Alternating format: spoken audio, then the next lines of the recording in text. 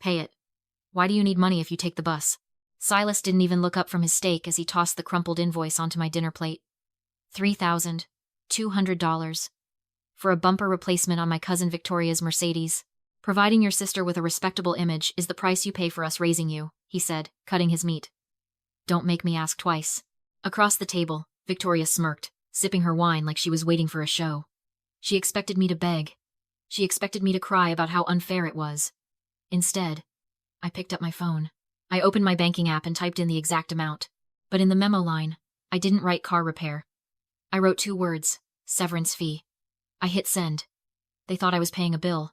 They didn't realize I was buying my freedom. Most people have one life. I had 2.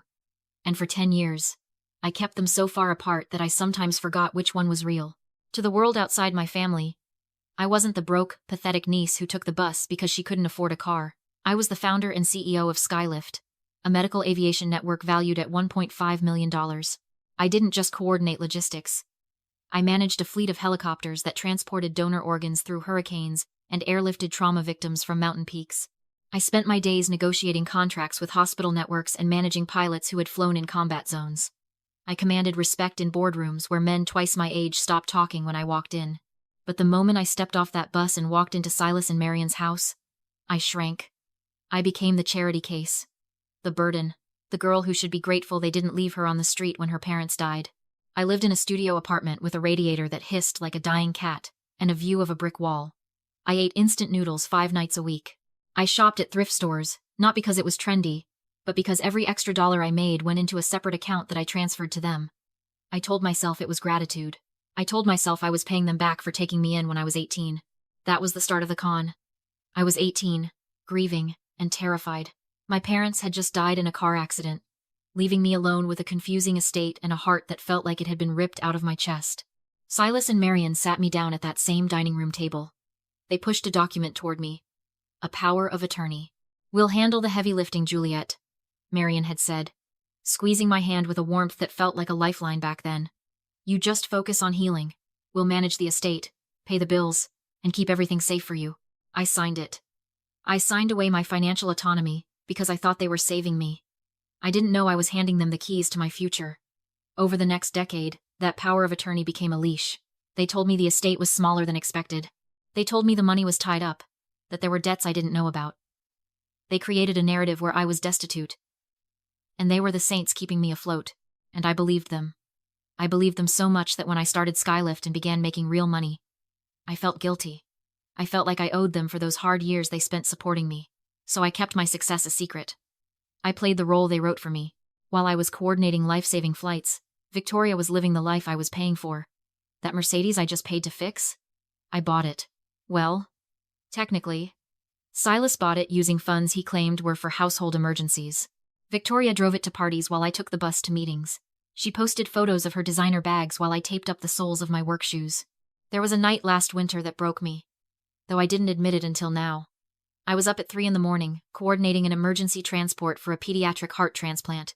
The weather was brutal, 0 visibility, and I was on the line with the pilot, sweating, praying, using every ounce of my skill to get that kid to the hospital safely.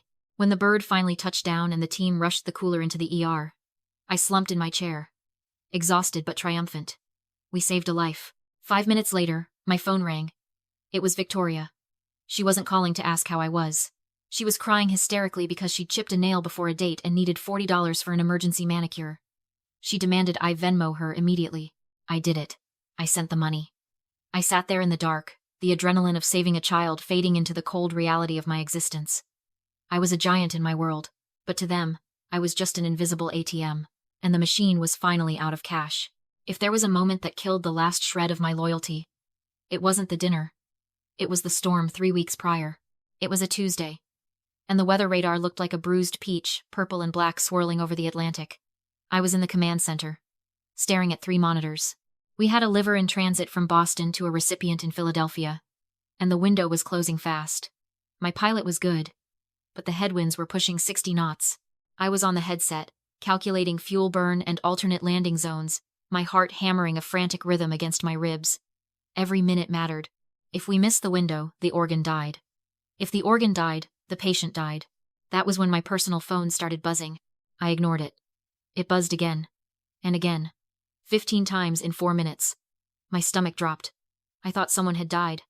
I thought there was a fire. I handed the headset to my second in command, stepped into the hallway, and answered with my breath caught in my throat. "What's wrong?" I asked. "Is everyone okay? Juliet?" Finally. Aunt Marian's voice wasn't panicked. It was annoyed. "I've been calling for 10 minutes. Victoria needs to book her ticket for the Young Entrepreneurs Gala tonight, and her card was declined. It's $500. Send it over." I stared at the wall. The adrenaline from the life or death situation in the other room crashing into the sheer absurdity of this request. "Marian," I said, my voice shaking. "I am in the middle of a crisis. I am coordinating a medical transport in a hurricane. Is anyone hurt?" "Don't be dramatic," she snapped. "This gala is important for Victoria's networking. She needs to be seen. Just transfer the money, Juliet. It takes 5 seconds." The word hung there. I had never said it before, not like that. "Excuse me?" Marian's tone shifted from annoyance to ice. "After everything we've done for you? We took you in when you were a grieving orphan. We gave you a home, and now you're going to be selfish over $500? You are ungrateful, Juliet. You have always been ungrateful." I hung up. I walked back into the command center, put my headset on, and guided my pilot to a safe landing in Philly. The liver made it. The patient lived. But as the cheers went up around me, I didn't feel the usual rush. I felt cold. That call was the moment I finally understood the trap I was in. You see, cruelty isn't always a slap in the face. Sometimes, it's a slow-acting poison. If you are fed small doses of it every single day from the time you are a child, you don't taste the bitterness anymore. You start to think that's just what love tastes like. You start to believe that your only value is your utility. I thought if I just paid enough bills, if I just fixed enough problems, eventually they would look at me and say, "We love you." But they didn't love me. They loved what I provided. I wasn't a daughter to them. I was a utility bill that paid itself. I sat in my office long after the staff had gone home. The silence was heavy. I pulled up my laptop. For years, I had avoided looking too closely at the estate accounts, trusting the reports Silas sent me. I trusted them because they were family. But families don't demand gala tickets while you're saving lives. I logged into my banking portal.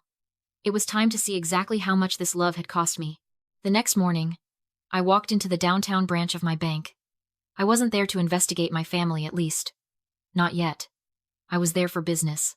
Skylift was expanding, and I needed liquid capital to put a down payment on 2 new birds. My parents had left me an accumulated insurance fund, a conservative nest egg that was supposed to mature when I turned 30. I hadn't touched it in a decade, letting it compound quietly in the background. I sat across from the branch manager, a polite man named Mr. Henderson. I slid my ID across the desk. "I'd like to liquidate the Henderson Trust account," I said. "Transfer the full balance to my business operating account." He typed for a moment, frowned, and then typed again. The silence stretched. He turned his monitor slightly away from me. "Miss Juliet," he said, his voice carefully neutral. "I can certainly close the account, but the transfer amount would be negligible." "Negligible?" "It should be over $80,000. The current balance is $12.42. The room seemed to tilt. "That's impossible. I haven't touched it. There have been consistent monthly withdrawals for the last 7 years, he said, turning the screen so I could see. Listed as emergency medical expenses and caregiver stipends. The statements were mailed to 42 Oak Street. 42 Oak Street. Silas and Marian's address. I stared at the screen. The numbers blurred into a sickening pattern. 500 here. 2,000 there. A massive $10,000 withdrawal 3 years ago, the exact week Victoria went to Europe for her gap year. They hadn't just been leeching off my income. They had cannibalized my inheritance. They used the power of attorney I signed when I was a grieving teenager to redirect my mail and drain my future, all while looking me in the eye and asking for gas money. $85,000. Stolen. I didn't yell at the manager. I thanked him, asked for a full printout of the transaction history, and walked out. The air outside was cold, but I didn't feel it. I felt a strange, icy clarity. I could have gone to the police right then. I could have had them arrested. But prison was too easy. They needed to lose what they valued most. Their image. I drove straight to the office of my corporate attorney, Marcus. He's a shark in a 3-piece suit, the kind of lawyer you hire when you want to bury someone, not just sue them. They stole 85 grand, I told him, tossing the bank printout onto his mahogany desk. But I don't just want the money back, Marcus. I want to own them. Marcus reviewed the file. his eyebrows raising. The power of attorney makes it messy criminally, but civilly? We can destroy them. However, I did some digging while you were on your way over. Your cousin Victoria is trying to buy a villa in the Heights. Listing price is 1.2 million. She has no income, I said. No bank will touch her.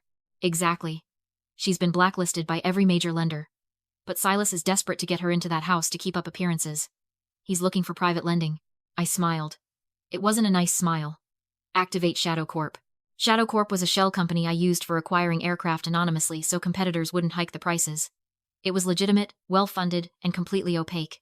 Draft a loan offer, I instructed. A no-doc private mortgage. High interest. Predatory terms. The kind that looks like a lifeline to desperate people. But include an acceleration clause. If any financial information provided during the application is found to be false, say, the source of the down payment, the loan defaults immediately, and the lender seizes all collateral. And the collateral? Marcus asked. Their current house. The Mercedes. Everything they have. Silas took the bait 2 days later. He didn't even read the fine print.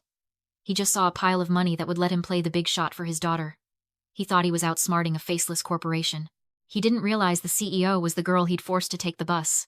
The closing was scheduled for 2 p.m. at a high-rise notary office downtown.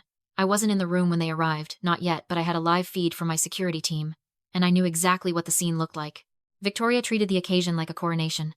She swept into the lobby wearing an all-white designer power suit that probably cost more than my first car. She had a stylist trailing her to touch up her hair and a phone in her hand, already live streaming to her 2,000 followers. She wasn't just buying a house. She was performing success. She was showing the world that she had won. That she was the heiress she always pretended to be. Silas and Marian walked in behind her. Chests puffed out. They looked like they owned the building. They had no idea they were walking into a slaughterhouse. They were escorted into the main conference room, a glass box floating 40 stories above the city. My lawyer, acting as the representative for Shadow Corp, sat at the head of the table. He pushed a stack of documents toward them. This was the beauty of the no-doc private loan. It's expensive, it's risky, and it's designed for people who can't prove they have legitimate income. Silas signed the loan agreement with a flourish, barely glancing at the interest rate. He was arrogant. He thought he was playing the system. I could almost hear his internal monologue. We'll flip the old house, pay off this predatory loan in a month, and live in the villa rent-free. He thought Shadow Corp was just some faceless, greedy entity that didn't care where the money came from. He was about to be very wrong. Then came the kill shot. My lawyer slid a single sheet of paper across the polished mahogany. It was a standard federal form known as a gift letter. In real estate, when you put down a large cash down payment, like, say, $85,000, the government wants to know where it came from. To prevent money laundering, you have to certify the source. If it's a gift, you say it's a gift. If it's savings, you say it's savings. But if you stole it, there is no box for that. We just need to certify the source of the down payment funds for the file, my lawyer said. His voice bored and professional. Standard procedure. Silas didn't hesitate. He didn't sweat. He picked up his Mont Blanc pen and checked the box for personal savings. He signed his name at the bottom, swearing under penalty of perjury that the money was his, legally obtained, and not a loan. He looked at Marian and winked. That wink sealed his fate. He thought he was just fudging paperwork. He didn't realize that signature turned it into federal mortgage fraud, lying about where the money came from. This wasn't a family spat anymore. It was a felony. And I watched the ink dry on the security monitor as the trap locked shut. I straightened my blazer, grabbed the real bank records, and waited for the notary's stamp, the final click. Then I walked in with corporate security and Marcus, looking less like relatives and more like a hostile takeover. Victoria was live streaming, bragging about the house she didn't own yet and mocking me. The moment I entered, the room went cold. She sneered. Silas tried to throw me out until Marcus introduced me as the CEO and their lender. Silas went gray. Marian whispered in disbelief. I took the head of the table and told them I was revoking the loan. When Victoria screamed that the papers were signed, I slid the folder across the glass. The loan had an acceleration clause triggered by fraud. Inside were the real records, proof Silas had siphoned $85,000 from my insurance fund for years, using a power of attorney I signed as a teen. I told him I wasn't sick. And I had receipts tying his withdrawals to Victoria's new handbag lifestyle posts. Then I pointed to the gift letter he'd just signed, swearing to the government the down payment was clean personal savings. Stolen money. Laundered through an affidavit. Mortgage fraud. A federal felony. And as the lender, I was required to report it. Marian begged for time. I said I didn't have time, I had a solution.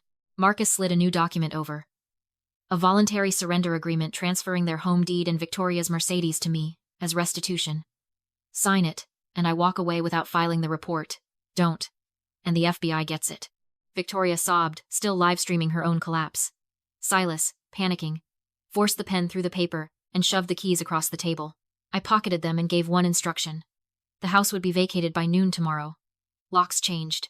Nothing removed from the walls. Marion tried. We're family. I stopped at the door and said, family protects you.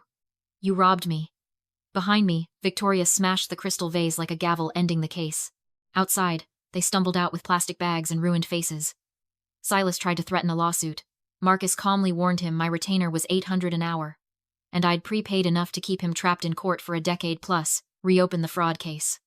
Silas folded. A black town car arrived. I got in, opened my phone, and blocked Silas, Marion, and Victoria. As the signal dropped and the car pulled away, they shrank into nothing. 3 months later, my company expanded. My life leveled up. And I heard the aftermath. They were renting in a neighborhood they used to mock.